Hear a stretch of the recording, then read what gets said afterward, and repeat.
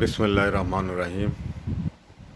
প্রিয় দেশবাসী, আপনাদের সকলকেই শুভেচ্ছা জানাচ্ছি। গতকালকে যে ভিডিওটা দিয়েছিলাম তার ধারাবাহিকতায় আজকে দ্বিতীয় ভিডিওটা দেওয়ার চেষ্টা করছি। সেখানে আমি বলেছিলাম যে জাতিসংঘ 5টা পিলারের কথা বলেছে এবং সেইভাবে ওই জায়গাগুলোতে কাজ করলে সড়ক দুর্ঘটনা কমিয়ে নিয়ে আসা যেতে পারে।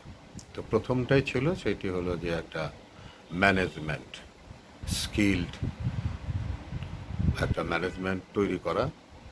যে ম্যানেজমেন্টের দায়িত্ব হলো অন্যান্য বিষয়গুলো দেখা, আইন থেকে শুরু করে চালকদের স্কিলনেস থেকে শুরু করে এবং অন্যান্য যে বিষয়গুলো আছে সড়কের সঙ্গে রিলেটেড যে সমস্ত বিষয়গুলো আছে সেই সমস্ত কিছু মানে ওই ম্যানেজমেন্ট দেখার জন্য।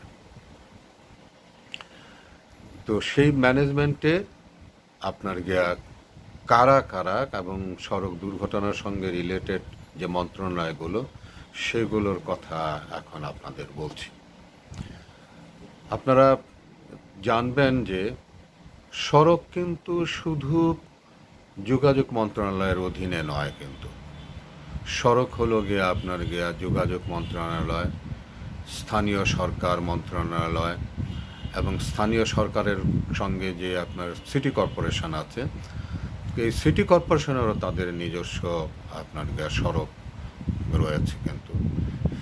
তো সেই সিটি কর্পোরেশনের সড়কের ব্যবস্থাপনাটাও কিন্তু আপনার সিটি কর্পোরেশন করে।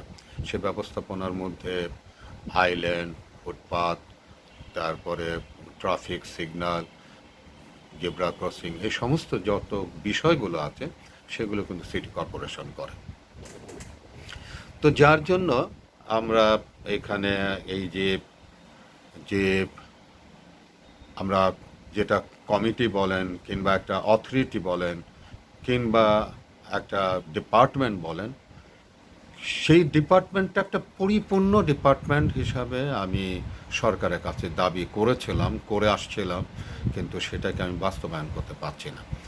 তো এই ডিপার্টমেন্টের সঙ্গে কিংবা অথরিটি যেটাই আমরা করি না কারণ, এটা একটা মানে স্বশাসিত নিজস্ব ক্ষমতায় সড়কের সমস্ত কিছু ব্যবস্থাপনা তারা করবে।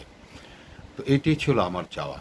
তো এই চাওয়ার মধ্যে আপনারা নিশ্চয়ই বুঝতে পারছেন যে এইখানে একটা উচ্চ ক্ষমতা সম্পন্ন কমিটি আমাদের দরকার, যারা কাজগুলো করতে পারবে, তাদের নিজস্ব ক্ষমতা থাকবে এবং সেই ক্ষমতা দিয়ে কাজগুলো করতে পারবে।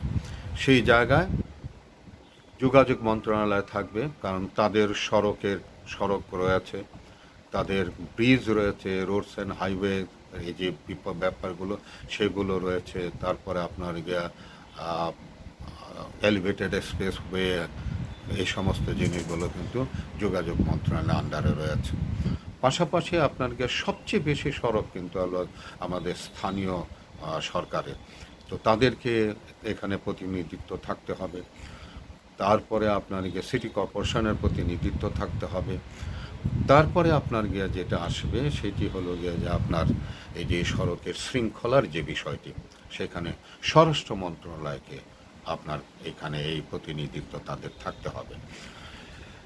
তারপরে যে জিনিসটা আছে সেটি হলো যে আপনার এই স্বরাষ্ট্র মন্ত্রণালয়ের দায়িত্ব, আপনারা নিশ্চয়ই জানেন যে সড়কে আইন শৃঙ্খলা এই সমস্ত বিষয়গুলো মানে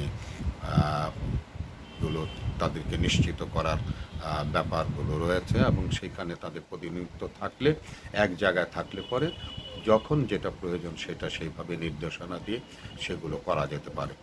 এরপরে যেটি রয়েছে সেটি হলো স্বাস্থ্য মন্ত্রণালয়। আপনারা জানেন যে ওই যে 5 পিলারের মধ্যেও কিন্তু এটি ছিল যে যদি কোনো রকমের কোনো আপনার সড়কে ক্র্যাশ যদি হয়েই যায়, তাহলে তাকে 1 ঘন্টা সময়ের মধ্যে তার চিকিৎসা ব্যবস্থা করা, সুস্বাস্থ্যের ব্যবস্থা করা। তো যে কারণে এখানে একটা বিরাট একটা দায়িত্ব কিন্তু স্বাস্থ্য মন্ত্রণালয়ের রয়েছে। তো স্বাস্থ্য মন্ত্রণালয়ের প্রতিনিধি এখানে থাকতে হবে। প্লাস স্বাস্থ্য মন্ত্রণালয়ের মধ্যে কিন্তু একটা বাজেট থাকে, একটা বড় ধরনের বাজেট থাকে, সেটা হলো নন কমিউনিকেবল ডিজিজ এবং এই যে সড়ক দুর্ঘটনা এটাও কিন্তু নন কমিউনিকেবল ডিজিজে কিন্তু পড়ে। তো তাদের একটা বিরাট ভূমিকা এখানে থাকতে হবে।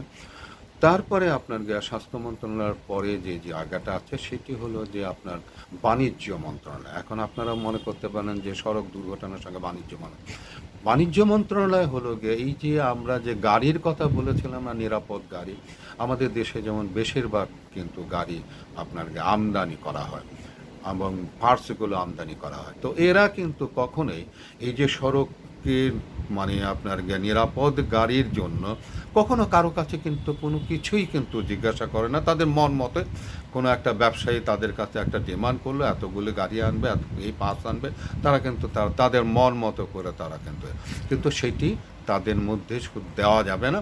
কারণ হলো গিয়ে যে এই এই কমিটি নির্ধারণ করবে যে আমাদের দেশে কী ধরনের গাড়ি আসা উচিত, কোন সেফটি তার মধ্যে থাকা উচিত। এরপরে আবার আমাদের দেশেও কিন্তু গাড়ি তৈরি হয়, কিন্তু অ্যাসেম্বল হয়, সেখানে শিল্প মন্ত্রণালয়, বিশেষ করে মোটরসাইকেল তো এখন জানেন যে আমাদের এখানেই তৈরি হচ্ছে বেশি। তো এই যে এই শিল্প মন্ত্রণালয়েরও এখানে দায়িত্ব তাদেরকে নিতে হবে, তাদের এই জায়গার মধ্যে কন্ট্রিবিউশন তাদের থাকতে হবে। এবং তারা মানে এই যে মনে করেন ইজি বাইক যা কিছু মন চাইলো দিয়ে পুরো জিনিসটা ব্যাটারি গাড়ি দিয়ে কি অবস্থা সৃষ্টি করে দেয়, এবং কারো কোনো কিছু রকমের কোনো সমন্বয়ই নাই কিন্তু।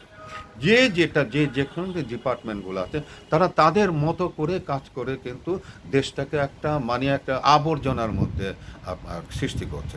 তো যার জন্য এইখানে এই যে কমিটিটা যেটা হবে সেই কমিটির নির্দেশনা ছাড়া তারা অন্য কোনো কিছু করতে পারবে না।